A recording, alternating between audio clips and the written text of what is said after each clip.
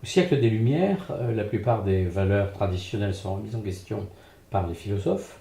Et ce que l'on va appeler les libertins, ce ne sont pas, comme on pourrait l'entendre aujourd'hui, ceux qui sont épris de fantaisie sexuelle, ce sont ceux qui sont des adeptes des libertés. C'est-à-dire que, bien sûr, ils sont libres peut-être dans leurs mœurs, mais ils le sont aussi dans leurs pensées, et ils participent à ce grand mouvement qui va vers la révolution.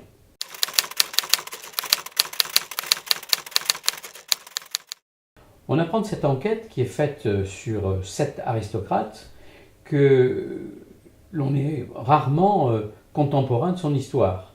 Autrement dit, ces aristocrates, que l'auteur suit de manière scrupuleuse, ont l'impression qu'ils vont pouvoir continuer à mener leur vie aristocratique et puis avoir les idées qu'ils ont, qui sont des idées essentiellement de liberté.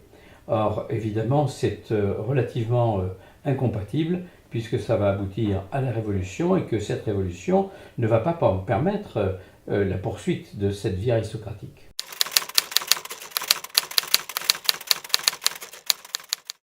La leçon est finalement relativement simple.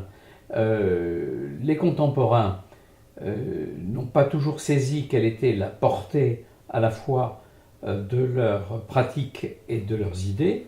Ils n'ont pas saisi totalement quelle était l'importance des événements qu'ils étaient en train de préparer, et surtout des événements à venir, ceux qu'ils allaient vivre.